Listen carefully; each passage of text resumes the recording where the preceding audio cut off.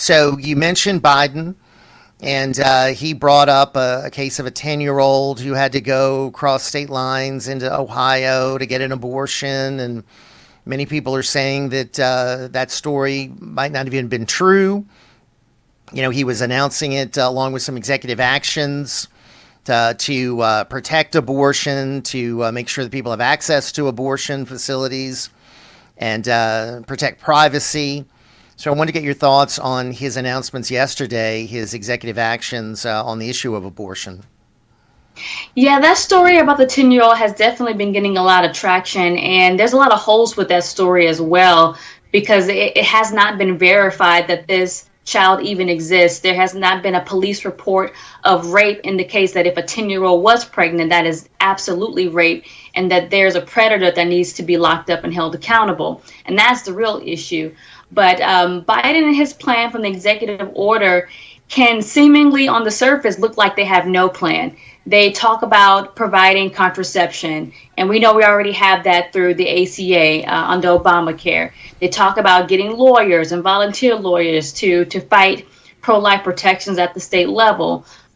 They talk about mobilizing HHS to exceed provisions on the abortion pill. These are things they've already been doing these things. This isn't anything new. So on the surface, it may look like they have no plan. But I do want to caution us as pro-lifers to not be so hasty and thinking that they are just going to continue to scramble and not come up with anything to do for their base. I think what we really need to be watching is the progression of over-the-counter abortion pills. It was no accident that during the pandemic, all of a sudden, abortion clinics and the administration was able to mobilize mail order pills to women through the mail. Why? Because they have been experimenting with this for a couple of years now, funded by the FDA and funded by those who have a financial interest in these chemical abortion pills. So this is a business. Abortion is a business.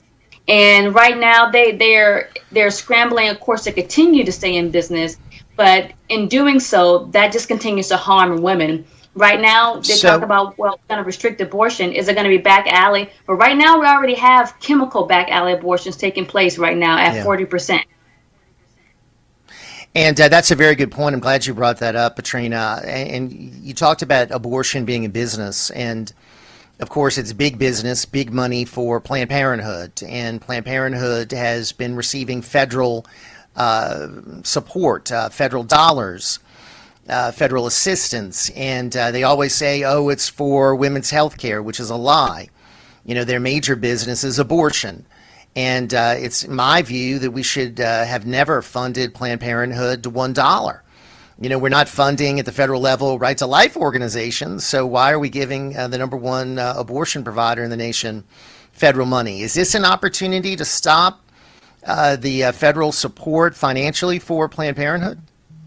100%, because really what we have right now is the back alley do-it-yourself method. Planned Parenthood they're not performing abortions. They're not doing anything. They're not even seeing women in their clinics. What they're doing now under Biden is removing the restriction to even be seen by a doctor, to get examined, to know that you're eligible and that you're safe to take these pills. They're not even doing that. They're sending them in the mail to anybody that wants them.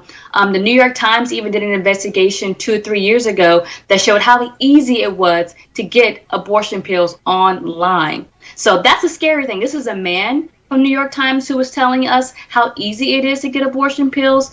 There's been so many stories about women who have had unwilling partners slip them abortion pills in their foods, traffickers and pimps getting a hold of abortion pills to continue to abuse women on the streets. So abortion is not good for women. Abortion is a business, and it has a symbiotic relationship with those who abuse women, actually. Right. So this is the perfect time to say, you know what, Planned Parenthood, you're not even performing abortions. What you're doing is just taking money for women to perform their own abortions in their homes through the mail. So why do you deserve our money? You don't. Instead, pregnancy resource centers who outnumber abortion clinics who truly help women deserve our taxpayer dollars and our help.